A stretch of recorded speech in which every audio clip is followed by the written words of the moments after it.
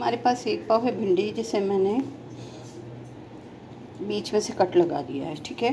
और ये है इमली की खट्टी मीठी चटनी, जो घर में अमूमन हम लोग बनाते हैं वो। इसमें हम डाल देंगे 1/4 टीस्पून हल्दी, 1 टीस्पून कुटी हुई लाल मिर्चें, नमक हस्बे जायका, 1 टीस्पून ज़ीरा डालेंगे, 1 टेबल स्पून चाट मसाला शान का, और इसमें डालेंगे 2 से 3 टेबल स्पून है ये बेसन। इसको हमने अच्छी तरह मिक्स करके भिंडी में डालना है। इस तरह से हमने मिक्स कर लिया है। अब ये तमाम अमेज़ा जो है हमने भिंडी में अच्छी तरह से मिक्स कर देना है। या तो आप इस तरह मिक्स कर लें जैसे आपको सहूलत हो। फिर हम इसको करते हैं शैलो फ्राई। तो चले मैं इसको मिक्स करके फिर आपको दिखाती हूँ। मिक्स कर लिया और इस पर आप डाल देते हैं आधा नींबू।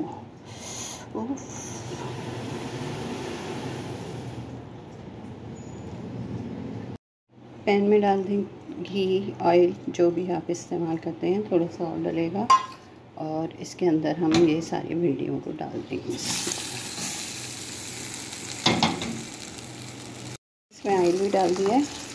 अब इसको आपने अच्छी तरह कर लेना है मिक्स, और फिर हम इसको हल्की आंच पे ढक के पकाएंगे जब तक इसका लेस ख़त्म ना हो जाए। देखो अभी हम आपसे मिलते हैं थोड़ी देर के बाद। इसको हम ढक देते हैं। बेसन थोड़ा थोड़ा चिपकेगा, इसलिए आपने घबराना नहीं है। और ये बस थोड़ी देर में तैयार हो जाएगी और बहुत ही अच्छी खुशबू सी आ रही है। तो ऑयल भी अभी देखें बहुत ज़्यादा नहीं डाला है, तो बेसन चिपकेगा, परेशान नहीं।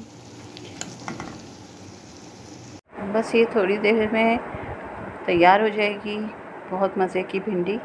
तो बस थोड़ा सा ये चिपकेगा। अगर आपको फिर भी ऑयल कम लगे तो आप और डाल सकते हैं। बस अभी ये तैयार हो जाए तो मैं आपको डिश आउट करके दिखाती हूँ।